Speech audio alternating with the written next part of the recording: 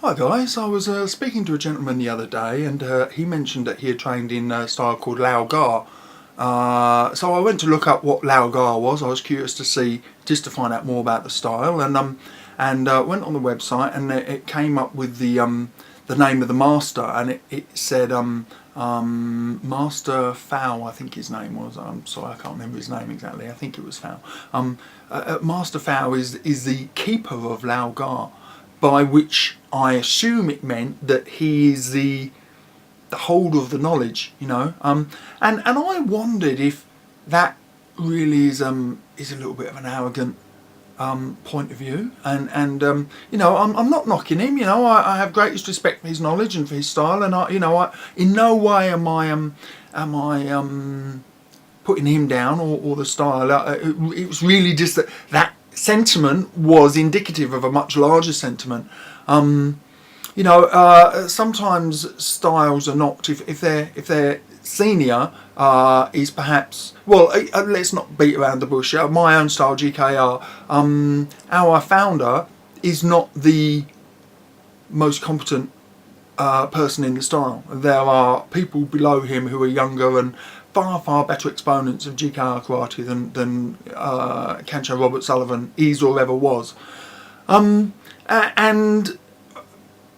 it makes me wonder, you know, this idea that somebody is the holder of the style. Now in our style, I think it would be fair to say that Kancho couldn't really be considered to be the keeper of the style anyway, because he merely fused two other styles, and there's not really anything unique about GKR except its openness to any person who wants to train. You know, our style itself is certainly not particularly special. It's, you know, it's utilitarian. You know, fairly basic. I would say functional up to a point. But there are lots of styles, and you know, I always risk offending people here, but I'm not expressing knowledge. I'm musing on camera, really.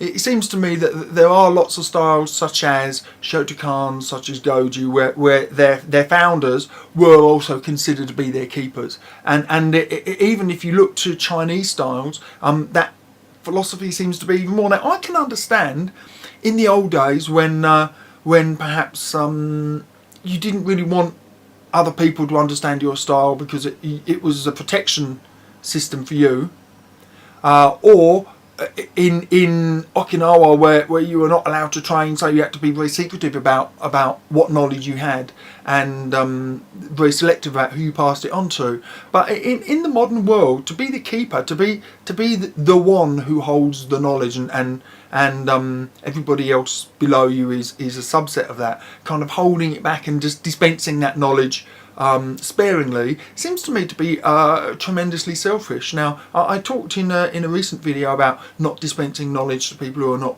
ready to receive it, and that's perfectly reasonable. But there are many, you know, I guess if you've been training for 10 years in a style, you're pretty much ready to receive anything that your master wants to dispense to you.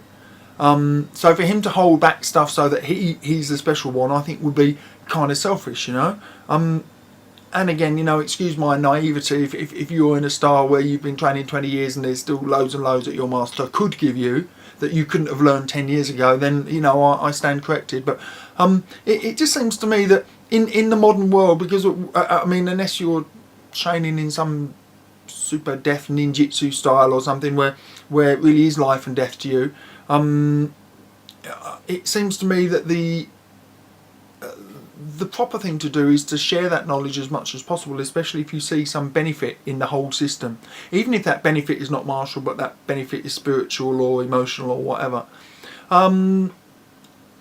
Yeah, I haven't really thought this through any more than that, guys, so please don't beat me up too much if I'm talking nonsense. I don't think I am, but I'd be interested to hear your opinions as always. Thanks very much.